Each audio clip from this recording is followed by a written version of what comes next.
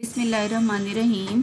अस्सलाम वालेकुम जी। Whistling of birds के इम्पॉर्टेंट क्वेश्चंस। अच्छा, फोर्थ ईयर स्टूडेंट्स, मैं आपको ये बात बता दूं कि आपने इसका यही वाला एक ही आंसर याद करना है।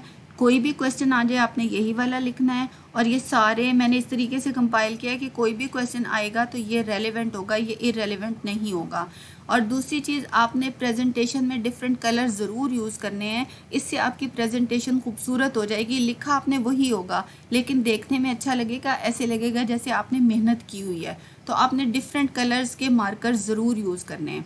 अब हम क्वेश्चन देख लेते हैं। क्वेश्चन नंबर 1 है, we can neither make winter stay nor delay the arrival of spring discuss. यानी हम ना तो सर्दी को ठहरने पे मजबूर कर सकते हैं, ना ही हम स्प्रिंग को आने से रोक सकते हैं।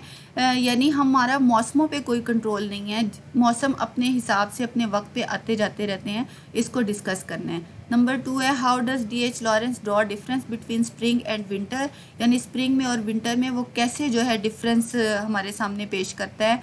नंबर 3 है, discuss the significance of the title whistling of birds. Whistling of birds का जो टाइटल है उसकी क्या अहमियत है, यानी उन्वान की क्या अहमियत है। नंबर 4 है, whistling of birds shows the writers great love for nature. Whistling of birds जो है ये राइटर का ग्रेट लव फॉर नेचर, यानी जो उसका फितरत से मोहब्बत है वो जाहिर करता है। तो ये आपने डिस्कस करना है। कोई भी आ जाए आपने यही एक ही आंसर लिख देना है। Whistling of birds is a beautiful ऐसे, ये खूबसूरत ऐसे है। इट शोज़ द राइटर्स कीन पावर ऑफ ऑब्जर्वेशन। ये राइटर की जो ज़बरदस्त पावर ऑफ ऑब्जर्वेशन है, जो कुव्वत मुशाहिदा है, उसको जाहिर करता है। The writer has given a graphic picture of winter and spring season. Writer ने जो विंटर और स्प्रिंग सीजन्स होते हैं उनकी ज़बरदस्त पिक्चर जो है, तस्वीर जो है हमारे सामने पेश की है। अच्छा, ये वही वाली शुरू की लाइंस हैं जो मैंने एक्लिप्स में दी थी। यहाँ मैंने विस्लिंग ऑफ बर्ड्स की जगह द एक्लिप्स लिखा हुआ था और यहाँ पे graphic picture of winter and spring seasons की जगह ग्राफिक पिक्चर ऑफ एक्लिप्स था।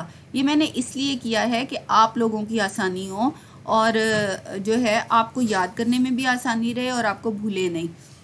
और ये जनरल सी लाइंस है, ये हम किसी में भी ऐड कर सकते हैं। फिर the very title is suitable to the matter given in the essay. ये अगर आ जाता है जैसे सिग्निफिकेंस ऑफ टाइटल या जस्टिफाई द टाइटल, तो फिर ये लाइन आपने ज़रूर लिखनी है। The very title is suitable, जो इसका मौजू है, जो इसका जो टाइटल है, उन्वान है, वो बहुत मुनासिब है to the matter given in the essay. यानी जो ऐसे के अंदर जो मैटर है, जो ऐसे का कंटेंट है, उससे जो है सूटेबल है। He describes the beautiful and charming aspects of nature with the help of symbols. यानी वो खूबसूरत और चार्मिंग जो फितरत के जो एस्पेक्ट्स हैं, पहलू हैं, वो हमें सिम्बल्स एंड इमेजेस, सिम्बल्स और इमेजेस की मदद से हमारे सामने बयान करते हैं, हमें बताता है। ही वॉन्ट्स टू शो, वो ये जाहिर करना चाहते हैं, that the world of nature is closely associated with the life of birds, animals and human beings. कि जो फितरत की दुनिया है वो इंसानों, जानवरों और परिंदों की दुनिया से उसका बहुत करीबी ताल्लुक है। फिर the writer calls winter as a season of death and destruction. Writer कहता है कि जो विंटर है, जो सर्दियां हैं, वो मौत का और तबाही का मौसम है। इट डिस्ट्रॉयज एंड फ्रीजेज एवरीथिंग, ये तबाह कर देता है, हर चीज़ को जमा देता है। व्हेन कोल्ड बिकम्स अनबियरेबल, जब सर्दी नाकाबिले बर्दाश्त हो जाती है। स्मॉल बर्ड्स स्टार्ट डाइंग, तो छोटे परिंदे मरना शुरू कर देते हैं, मरना शुरू हो जाते हैं।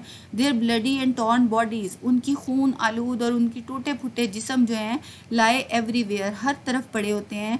The writer has use the images of torn carcasses of birds. Writer ने इमेजेस इस्तेमाल किए हैं torn carcasses of birds. Carcass कहते हैं डेड बॉडी को, यानी उनके परिंदों की टूटी फूटी लाशें। ब्लैक टाइड या स्याह लहर, यानी सर्दी के मौसम को जाहिर करने के लिए उसने ये इमेजेस इस्तेमाल किए हैं। बहुत ज़्यादा है, मैंने सारे नहीं लिखे, आपका बहुत आंसर लंबा हो जाएगा। अगर इमेजेस वाला क्वेश्चन आ जाए तो आपने ये वाली लाइन ज़रूर लिखनी है, और अगर इमेजेस का नहीं आता तो चाहे आप इस लाइन को छोड़ भी दें। Etcetera to paint the picture of winter, यानी विंटर की पिक्चर पेंट करने के लिए उसने ये वाले इमेजेस यूज़ किए। फिर आ जाएगा इन स्प्रिंग, बहार में स्नो मेल्ट्स, बर्फ़ पिघल जाती है। And the birds begin to whistle, और परिंदे सीटियाँ बजानी शुरू कर देते हैं, यानी इंजॉय करना शुरू कर देते हैं। लाइफ रिगेन्स ब्राइटनेस, ज़िंदगी फिर से चमक धमक हासिल कर लेती है। कलर एंड एक्टिविटी, रंग और एक्टिविटी हासिल कर लेती हैं, ज़िंदगी फिर से रंगीन हो जाती है।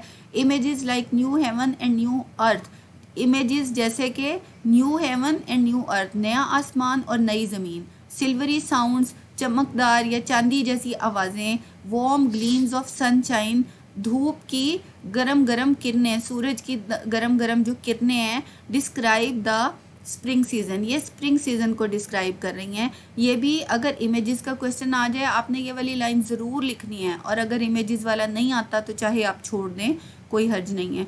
There was a time of pain, यानी एक वक्त था जब पेन थी। There was a time of pain and misery, यानी तकलीफ़ का और परेशानी का वक्त था। But it is over now, लेकिन अब ये ख़त्म हो चुका है। There is no need to remember the sufferings of the past, माजी की तकलीफ़ों को याद करने की कोई ज़रूरत नहीं है। We have no control over the change of nature, हमारा जो चेंज ऑफ नेचर है, जो फितरत की जो तब्दीली है, इस पर कोई कंट्रोल नहीं है। We can neither make winter stay nor delay the arrival of spring, ये वही लाइन है जो क्वेश्चन में आई थी।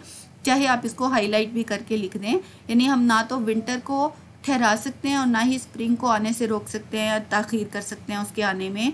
Winter is the symbol of death, winter जो है वो डेथ की सिंबल है। And spring is the symbol of life, और बहार जो है वो ज़िंदगी की अलामत है। Life and death are opposite realities, ज़िंदगी और मौत दो मुखालिफ हकीकतें हैं। In the kingdom of death, मौत की दुनिया में, the silvery song is not, चांदी का जो गीत है, खुशी का जो गीत है वो नहीं होता। But where there is life, लेकिन जहाँ ज़िंदगी है, देयर इज़ नो डेथ, वहाँ मौत नहीं है। व्हेन डेथ कम्स, जब मौत आती है, लाइफ फ्लाइज अवे, लाइफ वहाँ से चली जाती है। And when life comes, death flies away, और जब ज़िंदगी आती है तो मौत वहाँ से चली जाती है। लाइफ क्रिएट्स, ज़िंदगी पैदा करती है। एंड डेथ डिस्ट्रॉयज़, और जो है डेथ जो है वो डिस्ट्रॉय करती है, तबाह करती है। 249 वर्ड्स हैं, लेकिन अगर आप ये सारा भी लिख देंगे याद करके तो आपको अच्छे नंबर मिल जाएंगे। रिक्वायरमेंट 150 वर्ड्स की होती है, लेकिन अगर आप ज़्यादा लिखते हैं तो आपको अच्छे नंबर मिलते हैं। तो आप पूरा याद कर लें। Thank you.